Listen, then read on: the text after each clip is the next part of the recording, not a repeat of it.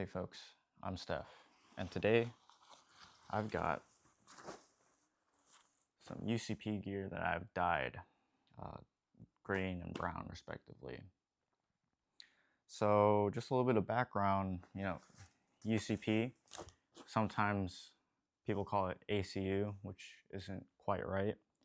ACU is the Army Combat Uniform, while UCP is the actual camouflage pattern used, which is the Universal Camouflage Pattern, UCP. And it has a, it's pretty infamous.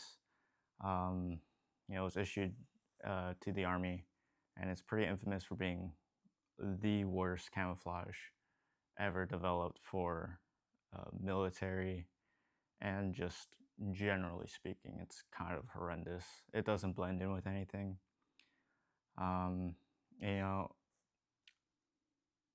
Because this stuff's being phased out or is already fully phased out by OCP, which is a new MultiCam-like pattern, you can find this stuff pretty cheap online or at surplus stores, and you can find it real cheap, even though it's still, the gear itself is good, it's just the camouflage, which is horrendous. And yeah, so that's what I did. I went on eBay and picked up a couple Rucks, a couple assault packs, or rifleman kits, which had the assault pack, flick or fighting load carrier, and a bunch of other stuff for about $50 each. So, the Ruck was $50, the rifleman kit was $50. And yeah, a comparable version in OCP would go for like, I don't know, 150 plus. So this is a pretty nice way to get good gear just in a bad camouflage that you can change by yourself. And I kind of want to talk about why I'm so interested in this. Personally, I'm probably just going to use the Rucks just for recreation, either backpacking or going on Rucks. And for me, it's a little bit nostalgic, not because I was part of the military or associated with the military, anything like that. I want to make that crystal clear. I was not a service member. I am not a service member, and I do not claim to be a service member. I'm just familiar with the kit, and I've used the kit. So you can make your assumptions onto how that happened. I'm also not a LARPer.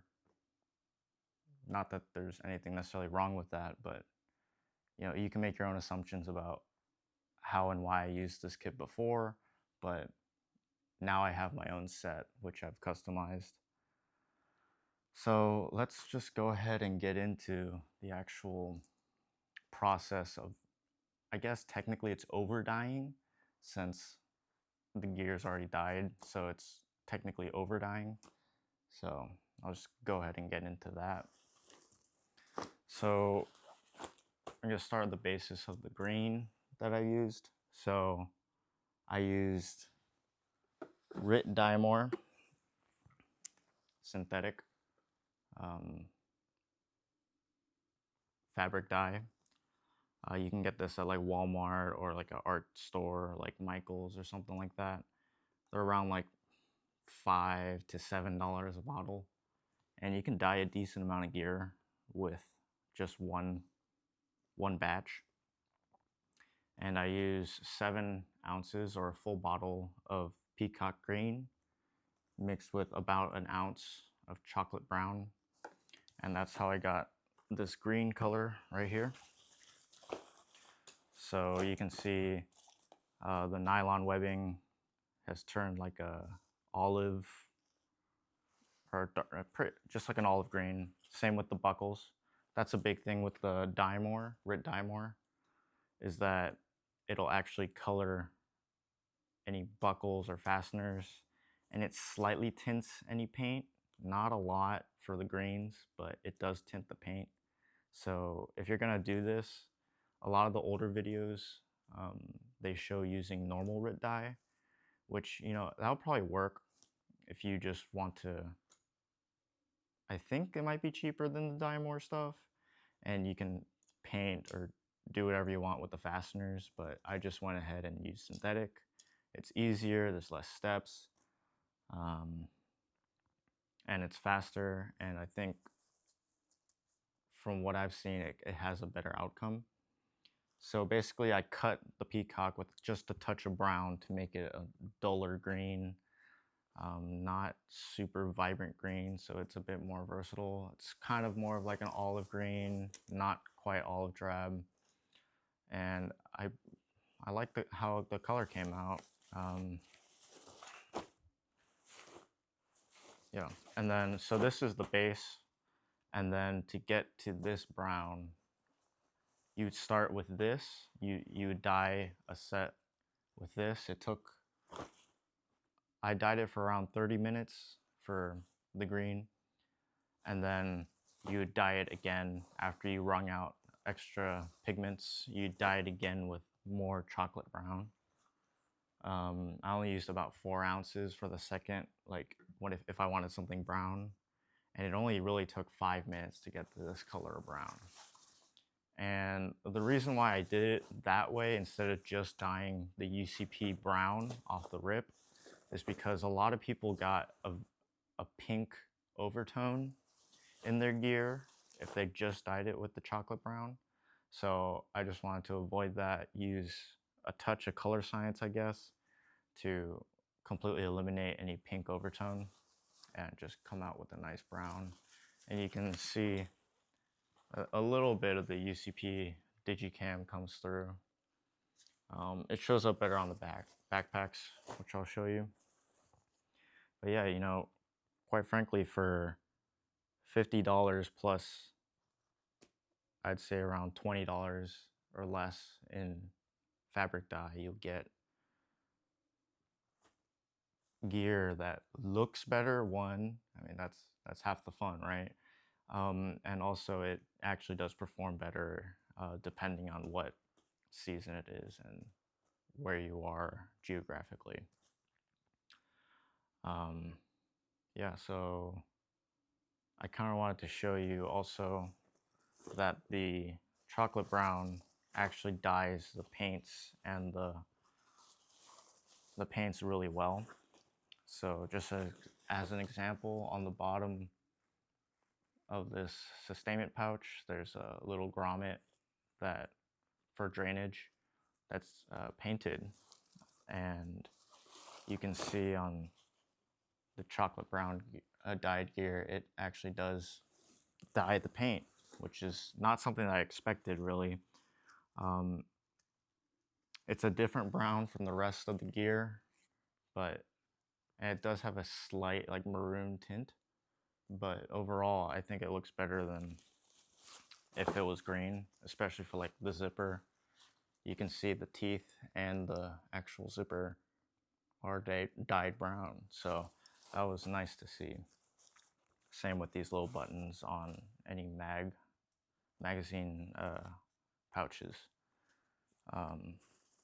And the green dyed stuff did it as well, but you can see for yourself, it's not quite as pigmented as the brown, but it does blend in nicely. All right, so these are my flicks. I set them up pretty slick because I don't really need the canteen pouches, and 6 mags is pretty solid. So yeah, and you know, frankly, I'm not really going to use the flicks. I just got it pretty much as a bonus to salt packs, so I thought I might as well dye them, but yeah, I'm not really going to use them, so I just kept them slick so they could store easily. I'm more interested in the Rucks. So as you can see on my table here, I have an undyed Ruck. I think this is a Gen 2 because it has the storm flap. One thing to note, actually, I forgot to note this during the process. Anything with DWR or durable water resistant coatings, so like that's mostly on the inside of bags or magazine pouches, that DWR coating is going to get tacky if there's any left. So if you have like a newer piece of kit, that DWR is going to get tacky. Not sure if you can hear that because I have a lav mic, but so in order to get rid of that, you can use I use 70% rubbing alcohol and a rag and just wiped it down until the tackiness is gone. But you know, people are asking if dyeing your gear in this fashion will damage it. Frankly, it'll probably be fine, right? It's durable nylon blend kit, so I think the actual kit itself will be fine, but that water resistant coating is not going to hold up great. Which frankly is fine, because if you're taking this kit out in the rain anyways, it's only water resistant and it's not going to stop from it getting soaked through anyways.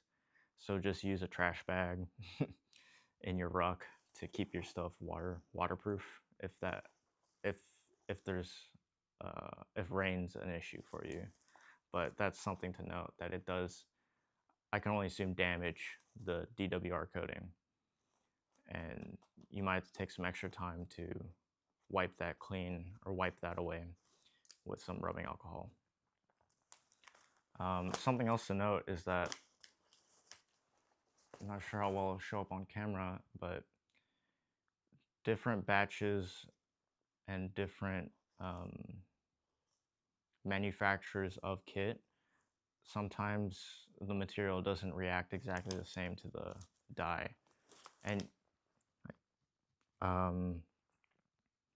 this is like the example that I can give you.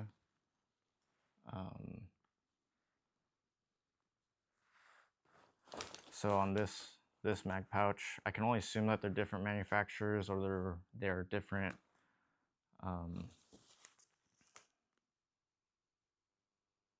different generations, because the nylon's different on this right one. The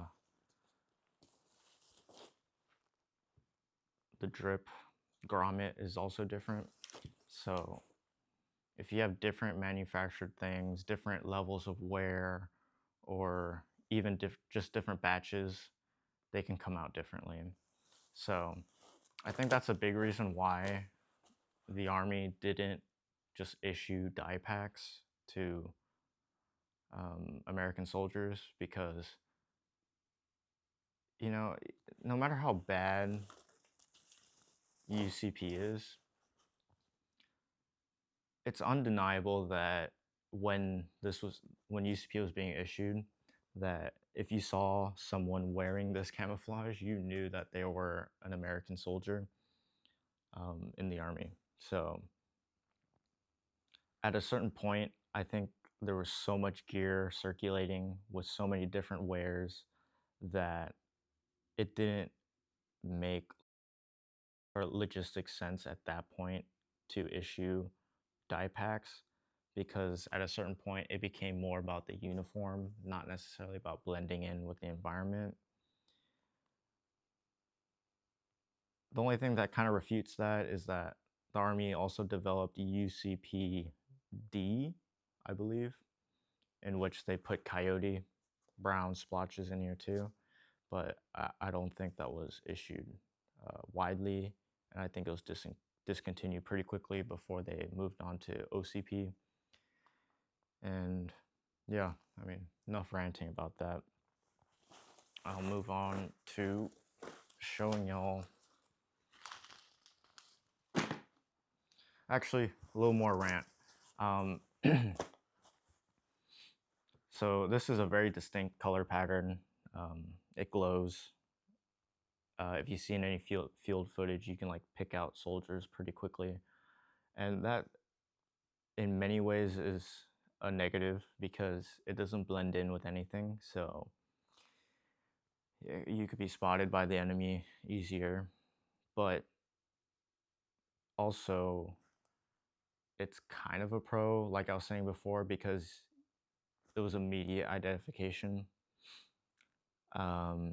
You can see now, I'm not going to get into any politics about it, but in the Russian-Ukraine conflict right now, you know, guys in the field, they have to, their camouflage is very suited to their biome and the season, assuming they can get the right stuff. But they're so similar to each other, the Russian and Ukrainian camouflage. They're so similar that they have to wear armbands to distinguish themselves, so they either don't get friendly fired in the field. So that's kind of, I guess that's a merit of UCP, is that it's more of a uniform camo, not necessarily an effective camo. And you can see that now with all these variants of MultiCam. Yeah, soldiers, Air Force, so soldiers, airmen, and a lot of allied countries have variants on MultiCam or things that look like MultiCam. So they all just kind of blend in together now, which is interesting. I'm not going to say it's a bad thing, but it's definitely interesting that so many militaries have picked up this camouflage, the MultiCam, or some kind of knockoff or variant of it. To where before you'd have very distinguished camouflages, like, you know, like one of the prime examples would be like Flecktarn, German Flecktarn.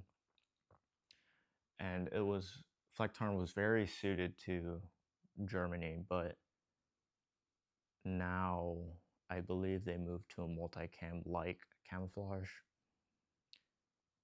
So yeah, all the allies kind of look the same now, which is interesting. I'll just leave it at that. It's interesting. But yeah, let's move on to the packs.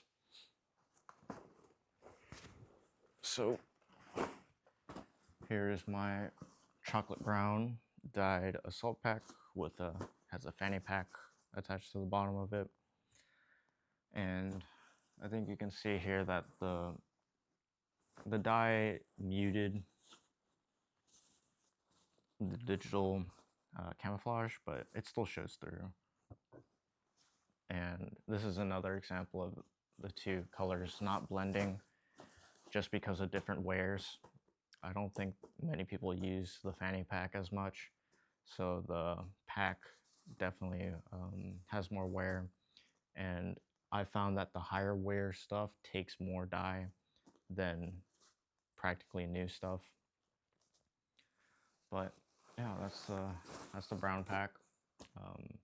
Personally, I do really like this brown for my biome. I'm near Appalachia, so we have a lot of woodlands, mountains, stuff like that. And I think that this blends in pretty nicely, especially as we're kicking into fall, like into full gear. But I think this would work year round. You know, when you look at nature, it's all brown. Every animal's brown, pretty much. So yeah, browns and whites, but yeah, white isn't as easy to put onto a pack smartly. So yeah, I think that this brown does really nice. Yeah. Let me show you my Ruck.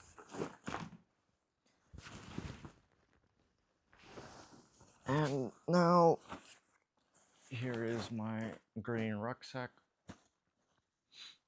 Yeah, not much to say here. It's just, I think it's a earlier gen one where it doesn't have the storm flap. the DWR coating was already failing anyways, but the boiling process to apply the dye made it tacky. So I just kind of flipped the Ruck inside out and wiped it with alcohol to get rid of the tackiness. And yeah, I think it looks pretty nice. It's definitely not as vibrant as actual foliage. It's more olive than actual green, I guess. Or what is commonly green, like a brighter, vibrant green, but I do like it. This nylon piping has turned olive drab. Yeah, but I think it looks good. Here's the flip side. Yeah, and you can see all the fasteners and different buckles and stuff have turned olive. Actually, this batch is almost olive drab, but yeah, I think it looks pretty good. And next I'll put up different outdoors tests. I'll just kind of throw the bags out in the forest to kind of show you the color palette in the real world. So yeah, I'll cut to that. All right, so I got 3 packs out here. I have a brown dyed assault pack with the extra little fanny pack on it. I got an undyed UCP large rucksack body with no frame on it or sustainment pouches, and then I have a large green dyed rucksack with sustainment pouches, frame, and straps. So kind of give you a picture of what they look like out in the woodland area. For reference, I'm in Appalachia, so, and it's just starting, the leaves are just starting to change color, so have a look for yourself.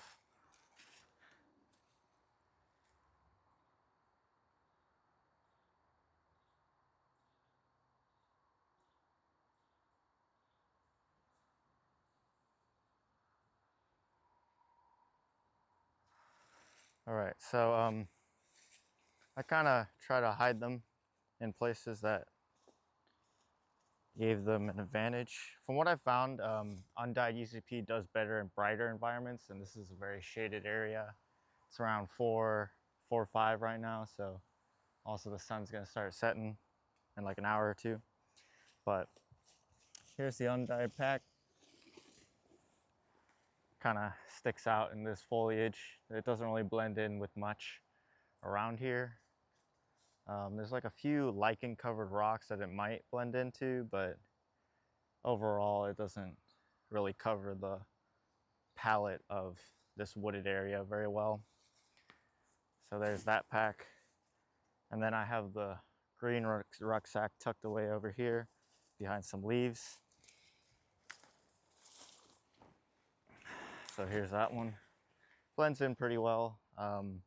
Obviously it would do better in like summertime or springtime, but there's still greenage around.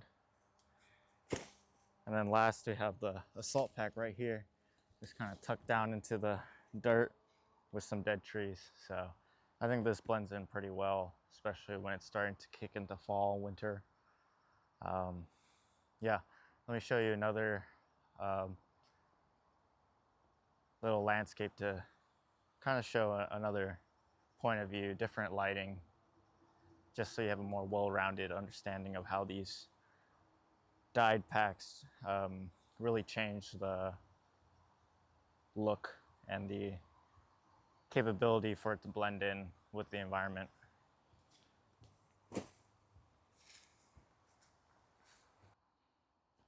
So with this shot, I just kind of really want to show you kind of like the best case scenario just with the color palette for each of these different packs. So on the right hand side, we have the green pack, kind of with some foliage right behind it. It's not as vibrant as the leaves behind it, but I think it a little bit more of a muted tone kind of helps when, you know, you're human height, so it's not like you're going to be up in the leaves too often. The brown pack down low, right by the woods, right by the tree trunk. that really shows where it comes into play, and also with like dead leaves on the ground or dirt, it really blends in nicely. And then with the undyed UCP pack, I mean, the only place it really fits in is with certain rocks in certain conditions. So in this case, it's right behind a little bit of lichen covered rock where it actually does blend in well, but you know, it's so niche that it's kind of like the only place it might fit in. I've heard some people say it works well in like tundras, but I'm in Appalachia, so I don't really know how that would work out for me. But yeah, this is just kind of like a vignette of how these colors look in their respective environments. Yeah, you know, the brown definitely would do well. I think overall, utility-wise, the brown would be the best because there's always brown, right? In spring, summer, the ground probably has some dead, decaying leaves, and there's always tree bark or branches or whatever around. So I think brown fits in pretty nicely year-round. The green, you know, that fits in spring, summer, obviously, where there's a lot of bright foliage that's green and live around. And then there's UCP, which, yeah, it only really blends into like maybe gravel or your grandma's couch. So, yeah, we all know that UCP has a terrible reputation. So there's really no argument for what season to wear it in, except for when you're forced to. So, yeah, let's move on to a different setting. All right, so in this area here, I have a lot more foliage coverage. So, you know, spotting anything in brush is going to be a lot harder than spotting it kind of out in the open. So, yeah, let me know how y'all think stuff blends in here.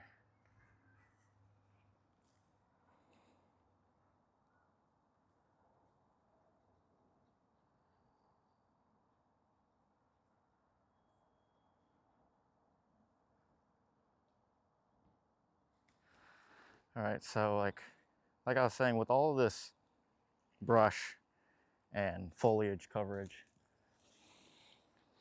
generally speaking, with camouflage, you just don't want to stand out. That's really the bigger thing here. And what will make you stand out more is like kind of scanning through environments to see if there's any like divots or like push down stuff to kind of see how that works out. So there's the green pack. And then here's the UCP pack. You know, looking at this on this backdrop, really, it doesn't blend in, but it actually does kind of stand out. So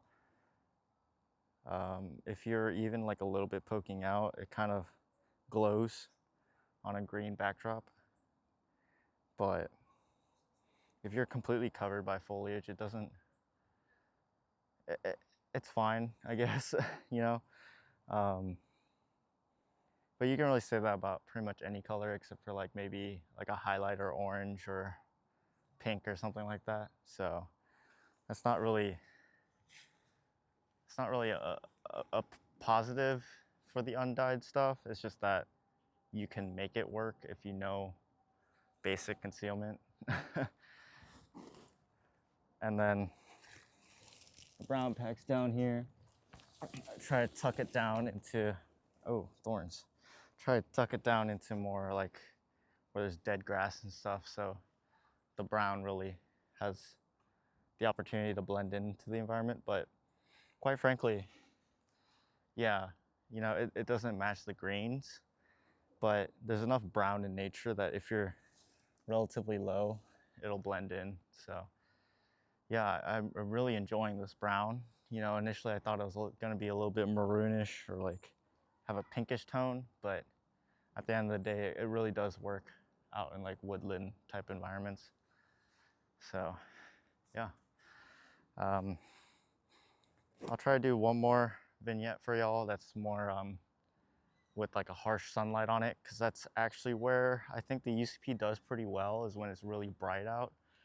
So yeah, I'll take y'all to a spot where that might come into play. So catch y'all soon. So here we have the packs just situated in a pretty bright, washed out area. And yeah, you know, from my eye on the viewfinder, the UCP does decently right next to a dead tree covered with lichen, but in all reality, it stands out pretty well. And actually, on the camera, the green pack also stands out, but in person, it's a very different story. Not sure how well it'll show on camera, but to my eye, yes, the green's a different shade and it doesn't blend in quite right, but it also doesn't really stand out too much. The brown is just all around a solid, you know, contender for all the different color palettes.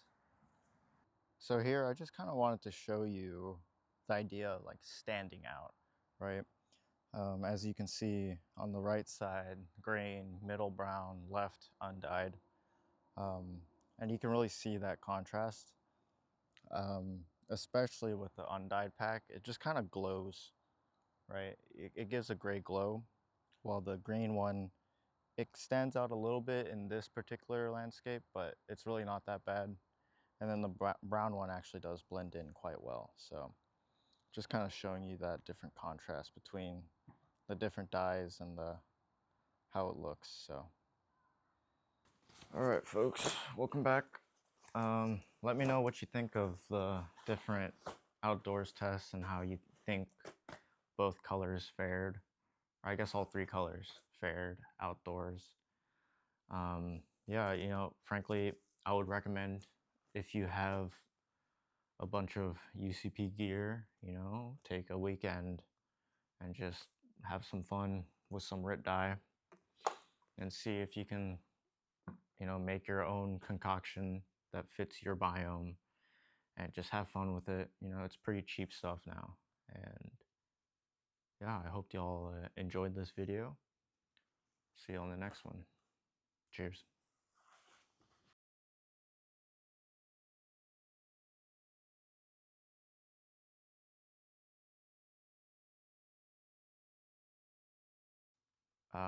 The thing is that a lot of people, oof, rough.